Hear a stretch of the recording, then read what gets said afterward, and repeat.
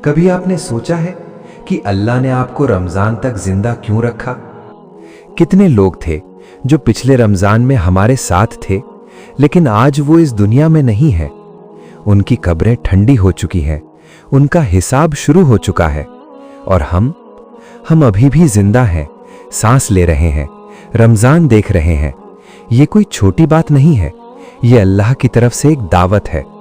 एक दावत अपने गुनाहों को माफ करवाने की, एक दावत अपनी जिंदगी बदलने की। रमजान सिर्फ भूखा रहने का नाम नहीं है, रमजान सिर्फ प्यासा रहने का नाम नहीं है। रमजान अपनी रूह को जिंदा करने का नाम है, रमजान अल्लाह के करीब आने का नाम है। लेकिन एक सच है जो बहुत कम लोग समझते हैं।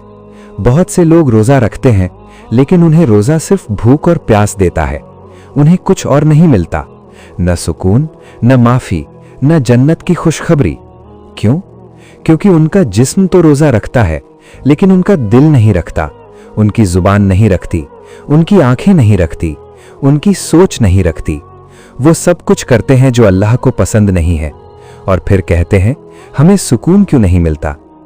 आज अपने दिल से एक सवाल पूछिए, अगर आज आपकी जिंदगी का आखिरी रमजान हो तो क्या आप खुश होंगे अपने अमाल से? क्या आप कह सकते हैं कि मैंने रमजान की कद्र की, या फिर आपको अफसोस होगा? रमजान बहुत छोटा मेहमान है, ये सिर्फ कुछ दिन के लिए आता है और फिर चला जाता है, और जब चला जाता है तो सिर्फ यादें छोड़ जाता है, सिर्फ अफसोस छोड़ जाता है, सिर्फ पछतावा छोड़ जाता है।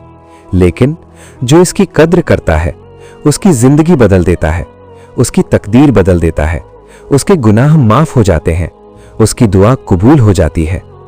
सोचिए, जब आप रोजा रखते हैं और प्यास लगती है, लेकिन फिर भी आप पानी नहीं पीते, क्यों?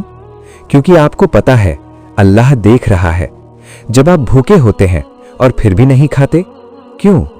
क्योंकि आपको पता है अल्लाह देख रहा है। यही ईमान है, यही रोजा है, यही तकवा है।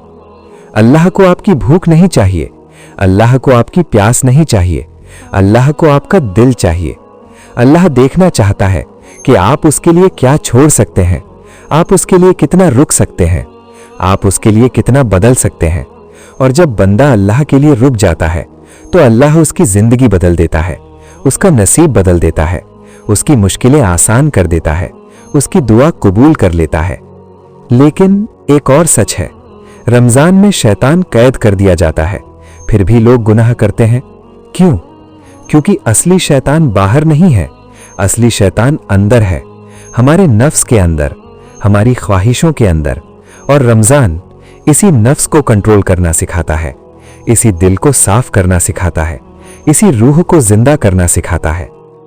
आज एक वादा कीजिए खुद से, अल्लाह से, कि आप इस रमजान को जाया नहीं करेंगे। आप अपनी जिंदगी बदलेंगे, आप अपने दिल को बदलेंगे, आप अपनी आदतें बदलेंगे। हो सकता है यह आपका आखिरी रमजान हो सकता है अगले साल आप जिंदा ना हो सकता है अगले साल लोग आपके लिए दुआ कर रहे हों। इसलिए आज ही बदल जाइए, आज ही लौट आइए।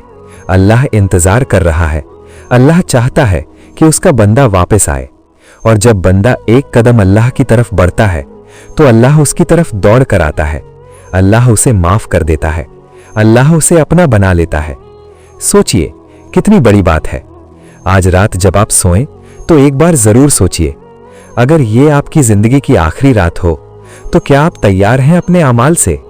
क्या आप कह सकते हैं कि मैंने रमजान की कद्र की, या फिर आपको अफसोस होगा? अभी वक्त है, अभी मौका है, अभी जिंदगी है। अल्लाह का दरवाजा अभी खुला है, माफी का दरवाजा अभी खुला है, रहमत का दरवाजा अभी खुला है।